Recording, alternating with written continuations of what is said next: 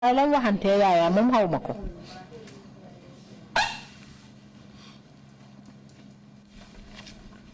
me if I am wrong.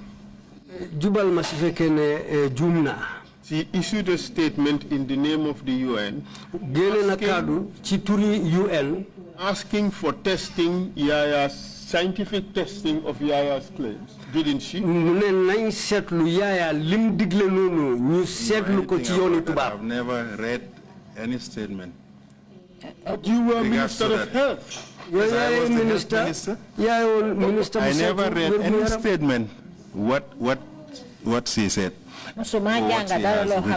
Never.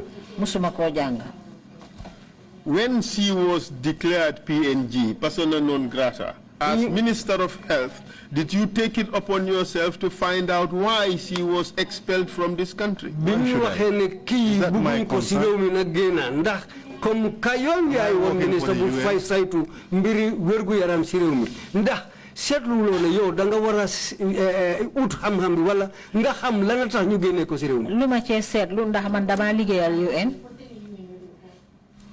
Dr. Mbowe. Dr. Mbowe. You are Minister of Health. Yes. Minister You had conversations with the UN ambassador about the treatment program your boss was doing. UN program and she criticized the program to you. And she was expelled from this country. You know that is the highest action that a state can take against a diplomat. I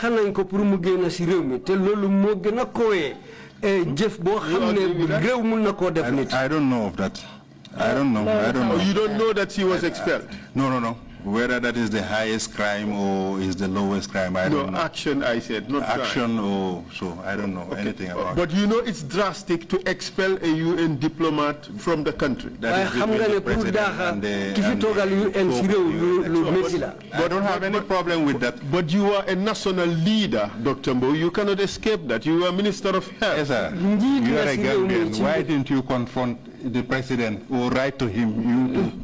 No, but I tell him that what you are doing is wrong. I was not right. No, I was not Minister of Health. No, but you are a citizen. If you are a concerned citizen, let's focus. Let's focus on the question. Yeah, we focus on Dr. The question is, as Minister of Health, why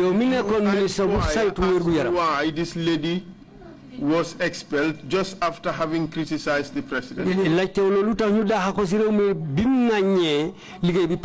Honestly, that's not my business. What the president is doing with the UN rep, that is not my business.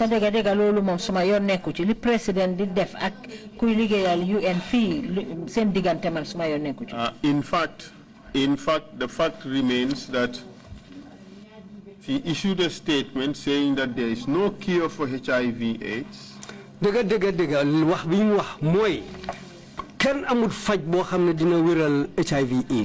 she called for international investigation of Jammeh's claims, testings.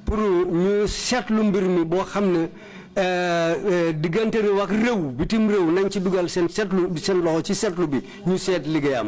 as a result of that, Yaya Jammeh expelled her from this country by declaring her persona non grata. Accept that happened. I just heard that this lady was expelled from the country. Thank you. But when between the two, I don't know. Would it surprise you to know that it was as a result of her criticism of the Yaya Jammeh treatment program?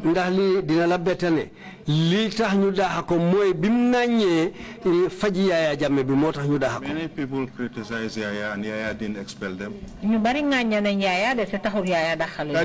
Can you tell me who publicly criticized Yaya Jammeh's treatment program in this country? I And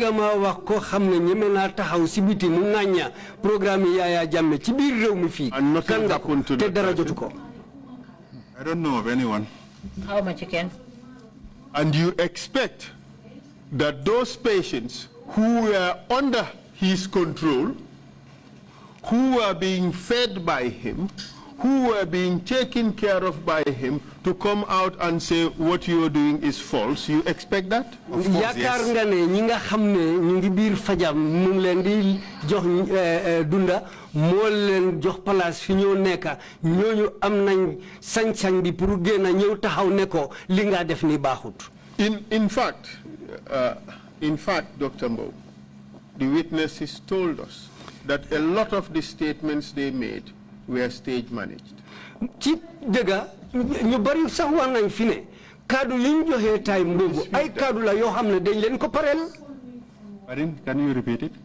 That a lot of what they said was stage managed. They were told what to say. Ñu bari wax nañ ne kaddu yi ñu wax with due respect. In fact, some of them were forcing to give speeches, especially during discharge. I have an obligation to bring out the evidence to you so that you can react.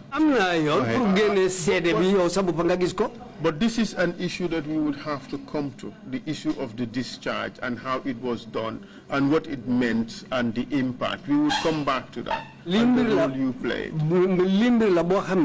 Dina agabe ñi nga xamne mu ne faj na leen ba ñu wër ak ni ñu leen bàyyee ñu génne leen ci faj bi ak yu demee noonu yu loolu yëpp yooni boppam la dinañ fa aga ci kanam. For now, waaye léegi my proposition to you lima la wan is that Jammeh was not accommodative of any criticism of his program. Moy Jammeh buguton ken ngagna lim doon di def programme bi mu doon di doxal buguton ken ngagna. Disagree with that. Da lolu doko nangu. How can I know? Naka la ko xamé? Well, you coming gradually. Earlier on you said no, that is not the case. Now you telling us that you don't accommodate anyone. How can I know that? Am I Jammeh? I cannot read Jammeh's brain. What is in his mind?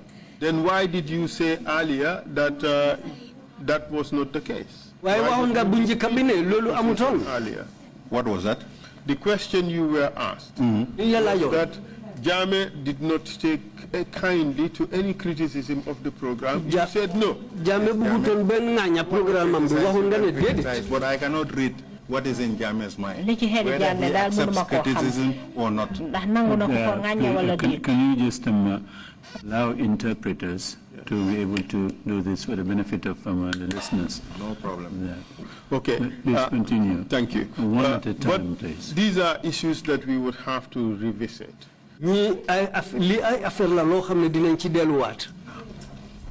Let's take an examination of what happened with the first batch as at the time you got there.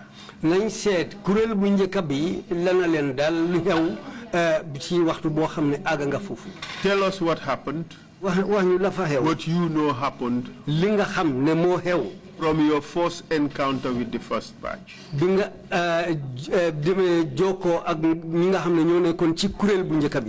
I met them at the glass house, the first batch. That was the first time seeing them. I was introduced that these are the HIV/AIDS patients. How many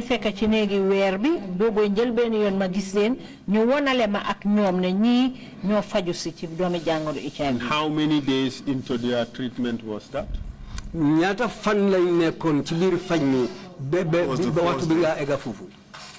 First day of the treatment, 17th of January 2007. At what stage did you get to be involved in their treatment regimen? What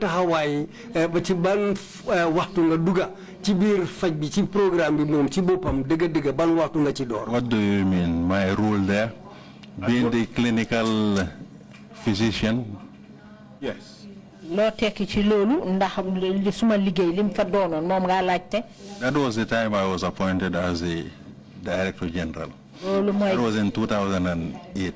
2007. 2007. When was it? 2007 or 2008? 2007 or 2008? 2008. That was the time I was appointed as the 2008. 2008. Were you at any stage involved with the treatment of the first batch?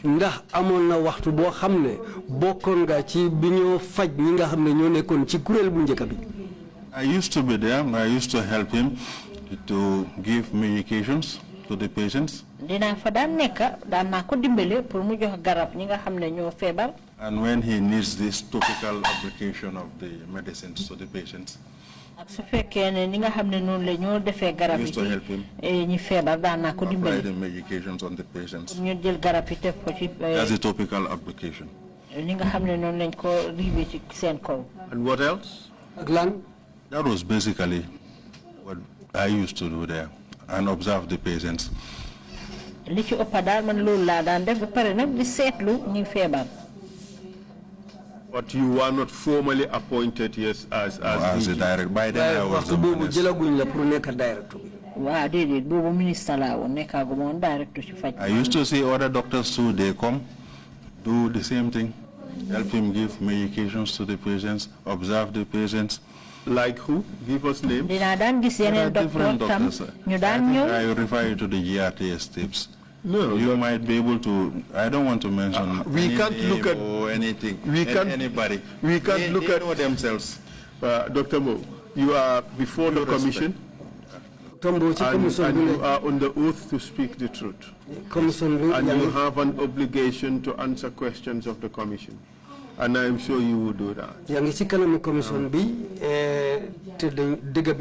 cannot possibly look at GRTS tapes and just know who's a doctor and who's not. Okay. Said GRTS send program send tapes doctor wala doctor. And we cannot testify. The evidence has to come from you. So tell us which doctors. Marietu Diallo. And who else? Dr. Njai Pachach. Dr. Njai Pachach. Among the Gambian doctors. Those are the doctors I can remember. Good. Both of them have testified before this commission and have acknowledged having performed those roles.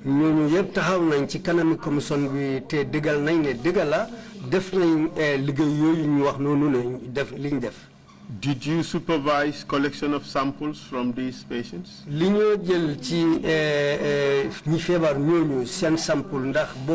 Yes. Wow. Did you arrange for testing of these samples? No,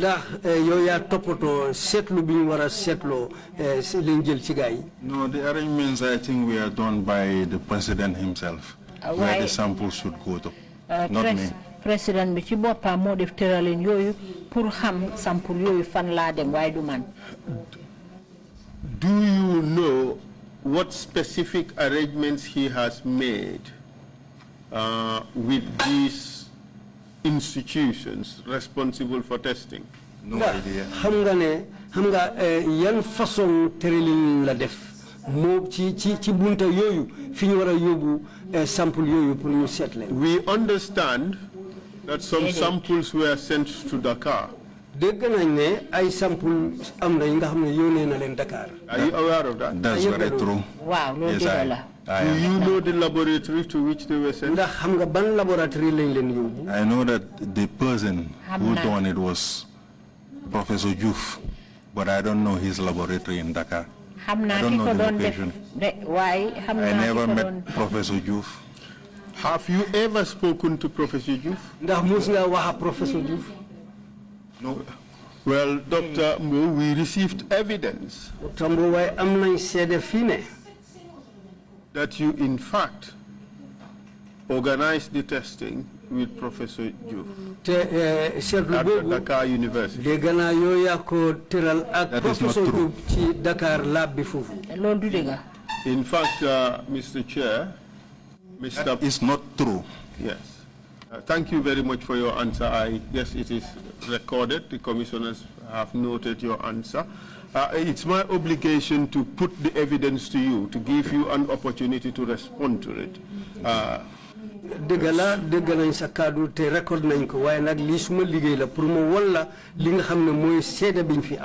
Mr. Chair, Mr. Bachili testified under oath, and he said before the samples were sent to Dakar, he was in the office of Dr. Mbowe, and Dr. Mbowe spoke to Professor Diouf in Dakar and made the arrangements for him to take the samples to Dakar. You say that is a lie. That is a lie. You can contact Professor Diouf. I've never spoken to Diouf.